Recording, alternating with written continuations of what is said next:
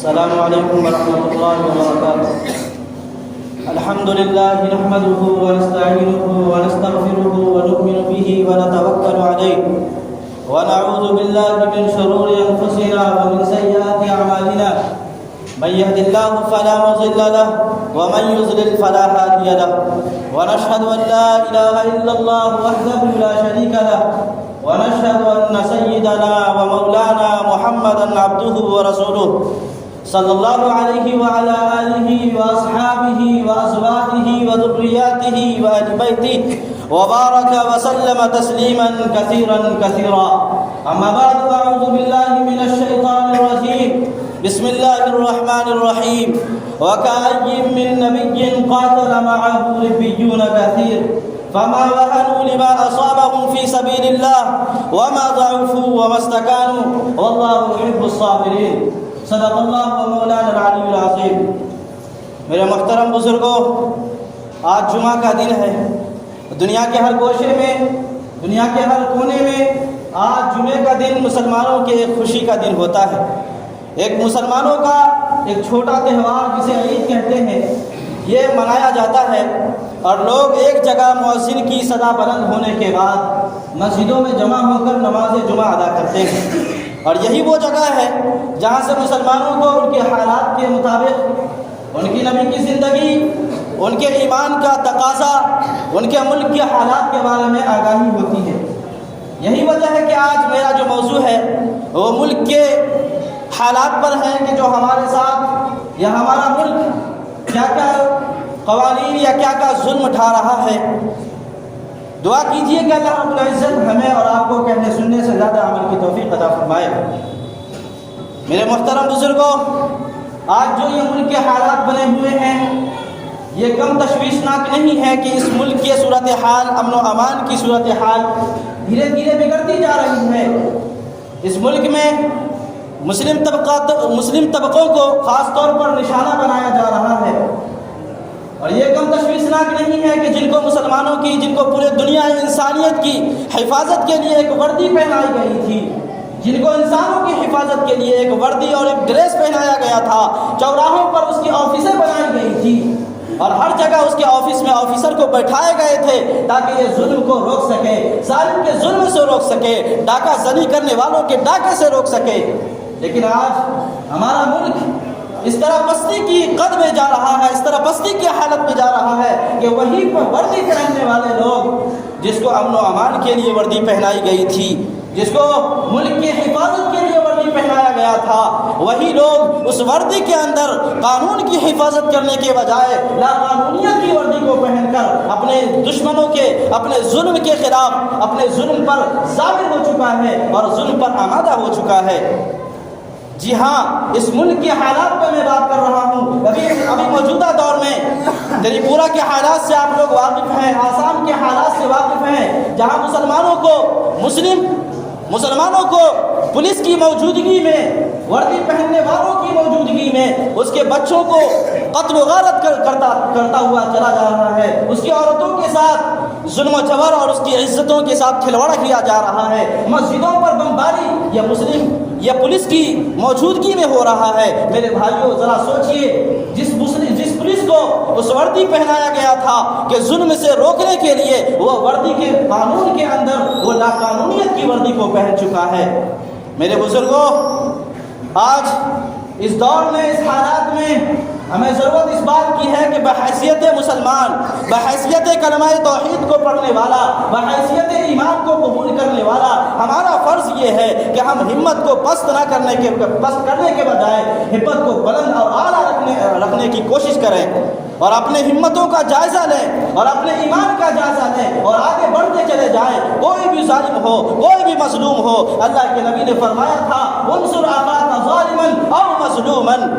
صحابہ کرام سامنے موجود تھے، کہنے لگے یا رسول اللہ انصر اخاک ظالما او مظلوما، یہ آپ کہہ رہے ہیں مظلوم تو سمجھ میں آ رہا ہے، میں مظلوم کی مدد کروں، جس کے اوپر ظلم ہو رہا ہے میں اس کی مدد کروں، لیکن بھلا یہ تو بتائیے کہ ظالم کی مدد میں کیسے کروں، جو ظلم کر رہا ہے، جو لوگوں پر بمباری کر رہا ہے، جو لوگوں پر اس کی عزتوں کے ساتھ کھلواڑ کیا جا رہا ہے، میں اس کی مدد کیسے کروں؟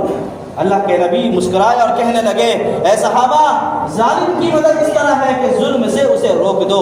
اگر آپ اسے ہاتھ سے روکنے کے قابل ہو, آپ کے اندر اتنی طاقت و قوت ہے کہ اسے ظلم کرنے سے روک سکتے ہیں تو روکیے.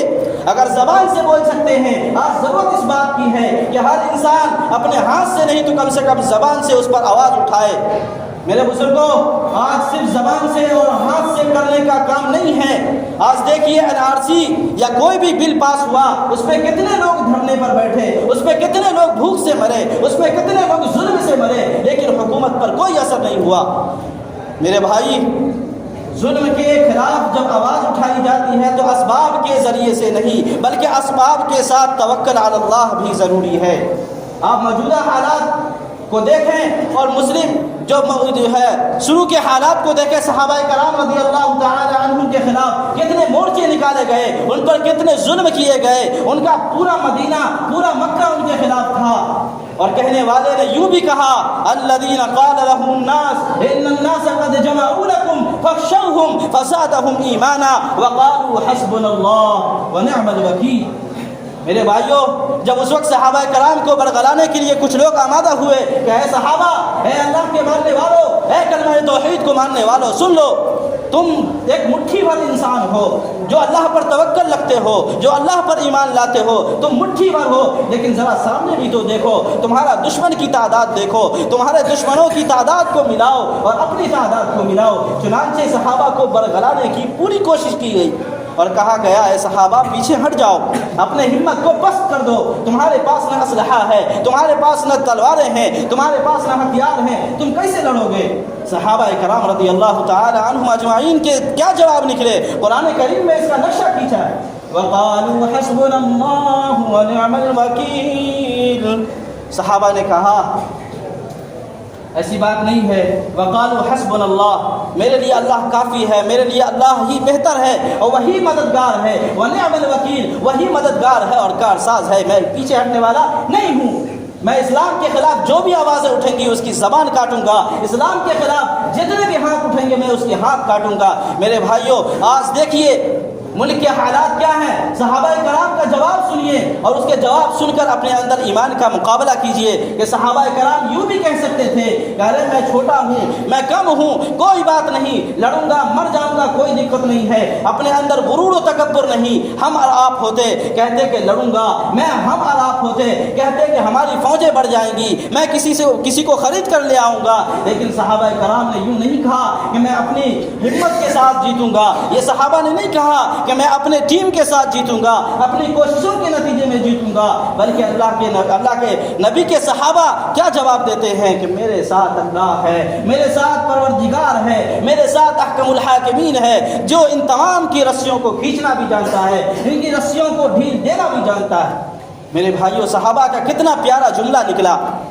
جب مسلمانوں کے خلاف, حضور صلی اللہ علیہ وسلم کے خلاف, خود سوچئے کہ جب مدینہ مکہ سے جب ہجرت کر رہے ہیں, پورا مکہ آپ کے خلاف ہے اور آپ کے گردن کی بولی لگ چکی ہے کہ جو محمد کے سر کو اڑا کر لائے گا, جو محمد کو قتل کر کے لائے گا, 100 اونٹ, سرخ اونٹ, جو اس وقت مکے میں یا مدینے میں اس وقت کے جو سب سے قیمتی جانور جو 100 سرخ اونٹ ہوتے تھے, اللہ کے نبی کے سر کا وہ قیمت لگ چکا کہ جو کاٹ کر لائے گا 100 سرخ اونٹ دوں گا. میرے بھائیوں, جب غار ثور میں آپ تشریف فرما ہیں, حضرت ابو بکر صدیق رضی اللہ عنہ کی ہمت تھوڑی ٹوٹ جاتی ہے. کہتے ہیں کہ یا رسول اللہ, یہ دشمن اسلام تو ہمارے قریب اتنا پہنچ چکا ہے کہ اگر وہ نیچے دیکھے گا مجھے دیکھ لے گا اور ہم کو دونوں کو مار ڈالے گا. اللہ کے نبی نے اس وقت کس طرح تسلی دیا کہ لا تحزن ان اللہ معنا, اے ابو بکر غم نہ کرنا, غمگین نہ ہونا, اپنے آپ کو پست ہمت نہ کرنا. اللہ لا تحزن ان اللہ معنا, بلکہ اللہ جو احکم الحاکمین ہے, بلکہ پروردگار عالم ہے, وہ ہمارے ساتھ ہے. میرے بھائیوں, جب اس وقت جو پورا مکہ, پورا مدینہ آپ کے خلاف ہے, صرف ابو بکر آپ کے ساتھ ہے, اس وقت ابو بکر کو یہ تسلی اللہ کے نبی دے رہے ہیں کہ اللہ میرے ساتھ ہے. آج ہمارے سماج میں, ہمارے معاشرے میں کچھ لوگ ایسے ہیں جو اپنے ایمان کی، اپنے زمین کی سودا کر جاتے ہیں، اپنے ایمان کی سودا کر جاتے ہیں کہ ہاں ہماری تعداد تو کم ہے، ہماری نوجوانوں کی تعداد کم ہے، ہمارے اسلام کے ماننے والوں کی تعداد کم ہے، کافروں کی تعداد زیادہ ہے، میں کیسے جیتوں گا؟ میرے بھائیوں، کہنے کی بات یہ ہے کہ اس سے لڑنا نہیں ہے بلکہ اس سے محبت کا پیغام پہنچانا ہے کہ ہاں میرے بھائیوں، تم تو میرے بھائی تھے، تجھے دشمن کس نے بنایا؟ یہ موجودہ حکومت نے ہمیں دشمن بنایا، یہ غیر مسلم یا ہندو یا مسلم سب تو یہاں مسلمان بھائی تھے، لیکن یہ دشمن کب بنا، یہ دشمن کیوں بنا، اس پہ ہمیں غور کرنا ہے۔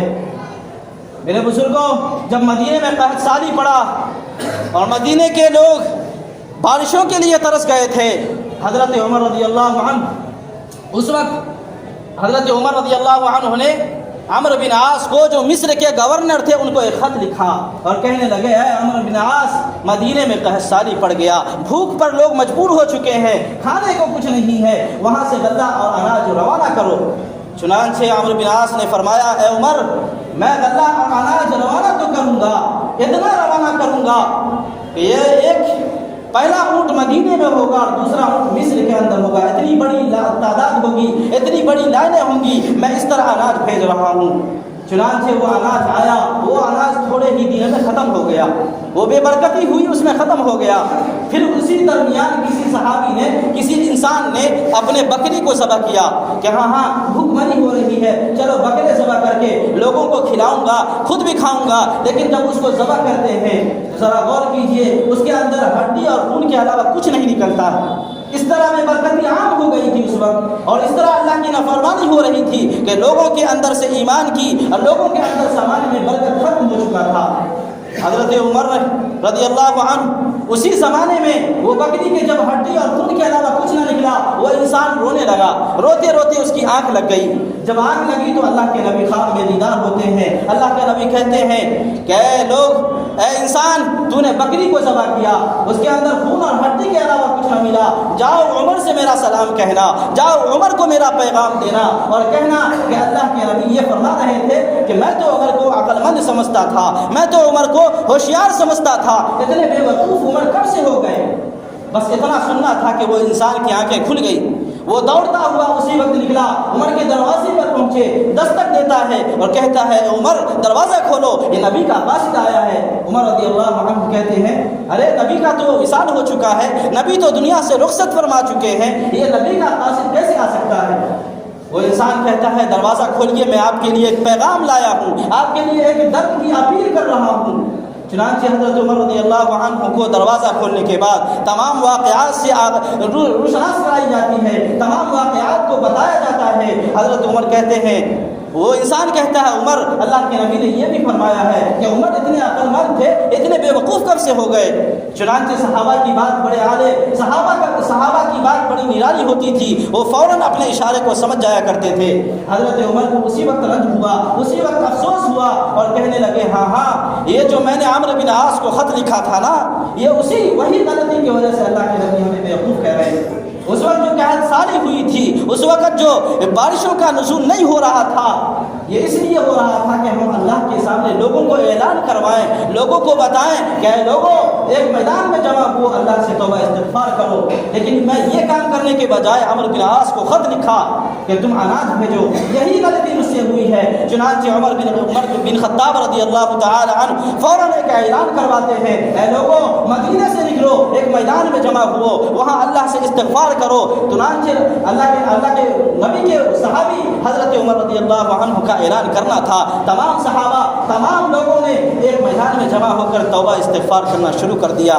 ابھی دعا مکمل ہوئی نہیں تھی، بارشوں کا نزول ہوتا ہے، ایک موسلادھار بارش ہوتی ہے اور تمام لوگ خوشحالی کی زندگی گزار رہے ہوتے ہیں۔ میرے بھائیوں، کہنے کی بات یہ ہے کہ وسائل سے صرف حل مسئلہ نہیں ہوگا، وسائل تو ہم نے بہت اختیار کر لیا، دھرنے پر بیٹھ گئے، احتجاجات کرتے رہے، لیکن اس سے کوئی مسئلہ حل نہ ہوا۔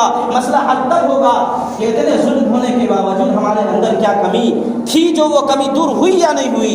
یہ مسجد میں جو مجمع نظر آ رہا ہے، اتنے ظلم مسلمانوں پر ہونے کے باوجود پنج جگانہ نماز میں یہ مجمع آتا ہے یا نہیں آتا؟ اس پہ ہمیں غور کرنا ہے۔ اصل بات کہنے کی یہ ہے کہ ہمارے اوپر ظلم کسی حاکم کے ہاتھ میں نہیں ہے، ہمارے اوپر ظلم کرنا کسی کے بس میں نہیں ہے، بس ہم اپنے حالات کے مطابق مار کھا رہے ہیں، ہم اپنے حالات کے مطابق پیچھے جا رہے ہیں۔ یہ ہمیں غور کرنا ہے کہ اتنے ظلم ہونے کے باوجود آپ سوچئے، تصور کیجئے کہ آج تیری پورہ کا وہ حال ہے، آسام کا وہ حال ہے، خدا نہ کرے کبھی اگر ایسا یہاں حال ہو جائے ہم کیا کریں گے؟ گھروں میں گھس کر ہمیں مارا جائے ہم کیا کریں گے؟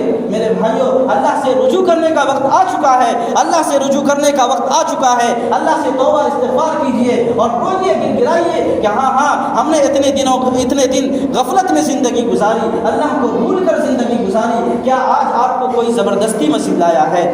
کیا کوئی کھینچ کر آپ کو مسجد لایا ہے؟ نہیں، بلکہ مؤذن کی آواز سن کر آپ خود آئے ہیں۔ کیا یہی 10 منٹ یا 15 منٹ کا وقت ہر روز ہر نماز کے وقت آپ نہیں نکال سکتے؟ کیا آپ مردہ ہو چکے ہیں؟ کیا آپ مسلمانوں کے لسٹ سے خارج ہو چکے؟ یہ مسلمانوں کا نام رکھنا مسلمان نہیں کہلاتا، بلکہ مسلمان وہ ہے جو اللہ کے احکامات کو قبول کرے، جو اللہ کے تمام احکامات کو مانے، نبی کی سیرت کو پڑھ کر ان کی زندگی کو اپنی زندگی میں لانے کی کوشش کرے، تب مسلمان ہے، ورنہ نام رکھنے سے کوئی مسلمان نہیں ہوگا۔ میرے بزرگوں، صرف سوچنے کی یہ بات ہے کہ اپنے اندر تبدیلی لائیں۔ جس طرح ہمارا حال پہلے تھا، پھر بھی ظلم کیا گیا، پھر ابھی وہی حال ہے، ہمارے حالات نہیں بدل رہے ہیں۔ قرآن کریم میں اس کا نقشہ یوں کھینچا ہے، ان اللہ لا یغیر بقوم حتی یغیروا ما بانفسہم، کہ انسان کے حالات اس وقت تک نہیں بدلتے ہیں جب تک وہ اپنی کوششوں کے نتیجے میں، جب تک وہ اپنے حالات کو بدلنے کی کوشش نہ کرے۔ اس لیے ضرورت اس بات کی ہے کہ جس طرح آج مسجدوں کو آپ آباد کر رہے ہیں، یہ جمعہ کی اذان سن کر مسجدوں کو آپ کھل کر چکے ہیں، مسجدوں کو بھر چکے ہیں، اسی طرح ہر نماز کے وقت آپ مسجدوں کو بھر دیں، ہر نماز کے وقت آپ مسجدوں کو صدا لگانے کے بعد اور مسجدوں کو آباد کیجیے، تب اللہ رب العزت کی بھی مدد ہوگی، اللہ کی نصرت بھی ہوگی۔ کوئی ظالم جابر ایسا نہیں پیدا ہوگا جو آپ کے اوپر ظلم کر سکے، کیونکہ سب سے بڑا ظالم، سب سے بڑا حاکم، سب سے بڑا احکم الحاکمین تو رب ہے۔ ان کے خلاف، ان کے حکم کے مطابق ہر انسان کام کرتا ہے، ان کے خلاف کوئی نہیں کرتا۔ اس لیے اپنے حالات کو درست کریں، اللہ رب العزت خود اپنا حالات، اپنا حکم جاری فرمائے گا اور آپ کے حالات بدل جائیں گے۔ آپ کی ذمہ داری صرف یہ ہے کہ اپنا اندر آپ حالات درست کریں، باہر کی درست کرنا اللہ کا کام ہے۔ اللہ رب العزت ہمیں کہنے سننے سے زیادہ عمل کی توفیق عطا فرمائے۔ وآخر دعوانا الحمد للہ رب العالمین۔